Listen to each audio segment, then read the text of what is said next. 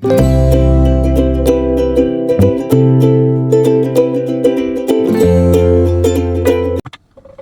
salam sejahtera Malaysia. Selamat datang ke channel Fels Lifestyle. Tonton apa puan? Baru-baru ini kita digemparkan dengan satu insiden yang saya boleh kata nak cakap memalukan pun mungkin ada, nak cakap menggempar pun mungkin ada. Saya yakin saudara-saudara, tuan-tuan dan puan Anda sudah menonton video yang melibatkan satu acara rasmi Parti Bersatu, parti yang dipimpin oleh Muhyiddin Yassin. Telah tercetus satu provokasi ataupun tercetus satu situasi yang tegang setelah Presiden Bersatu Muhyiddin Yassin mengeluarkan kenyataan terdapat individu ataupun pihak yang mengumpul tanda tangan nak jatuhkan presiden. Dan dalam masa yang sama kita juga mendengar satu berita, kononnya ada surat layang yang menuduh Hamzah Zainuddin untuk tumbangkan nak gulingkan Muhyiddin. Lebih kurang begitu. So, saudara-saudara, saya berpikir satu perkara. Kalau kita lihat dalam ketegangan yang berlaku dalam Bersatu, satu memang memalukan lah bila dilihat oleh penyokong sendiri, apatah lagi daripada penyokong lawan. Satu perkara yang memalukan bila ada ketegangan begitu, seolah-olah kenyataan Muhyiddin ini yang mencetuskan provokasi telah menggambarkan pergolakan di dalam Parti Bersatu. Oke, saudara-saudara, sebelum saya kongsikan kepada Anda satu lagi maklumat yang lebih panas, saya nak perkenalkan kepada Anda, ini adalah terapi imun. Ini adalah transfer factor. Kepada Anda di luar sana yang mungkin seringkali mengalami penyakit yang berulang, gout tak pandai sembuh-sembuh, gastrik tak pandai sembuh-sembuh, sakit bahu, sakit sendi, sakit lutut, masalah penglihatan, penyakit yang melibatkan 3 serangkai, kencing manis, darah tinggi, kolesterol. Saudara-saudara, mungkin inilah waktunya Anda untuk mendapatkan maklumat tentang terapi imun ini. Produk ini selamat, halal, semula jadi, dan juga diluluskan KKM. Jangan risau.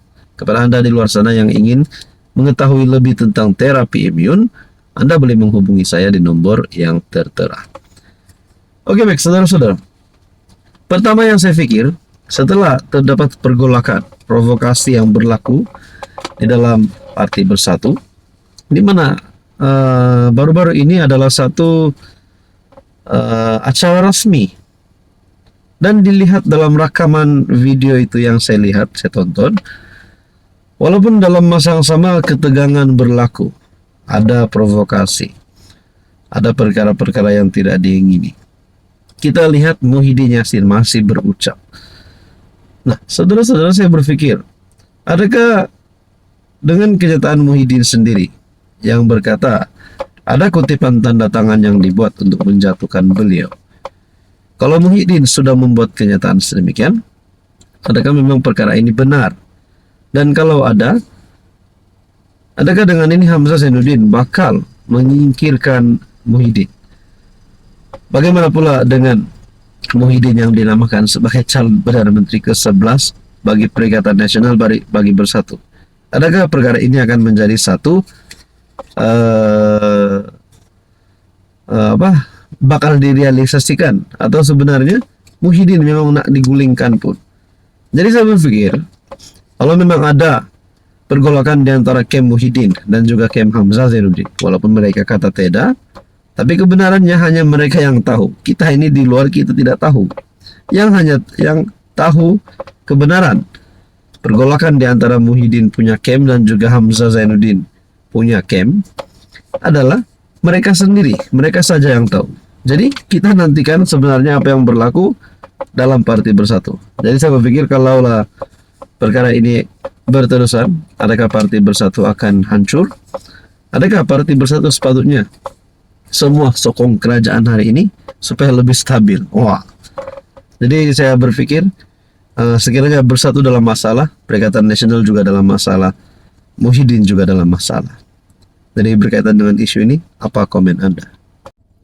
Hai, hello, salam sejahtera Malaysia. Selamat datang ke channel Fels Lifestyle. Terima kasih karena terus setia dan terus bersama di dalam channel ini. Kepada yang baru di dalam channel ini, saya mengucapkan selamat datang.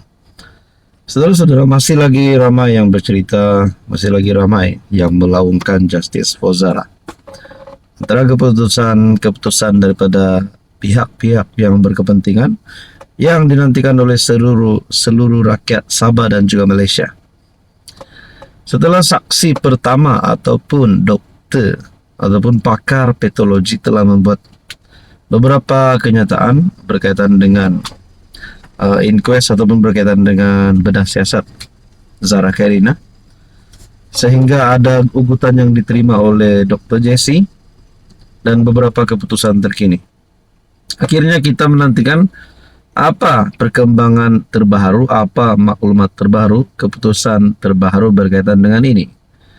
Nah, saudara-saudara, yang terbaru, saksi telah membuat kenyataan berkaitan dengan inquest Zara Karina.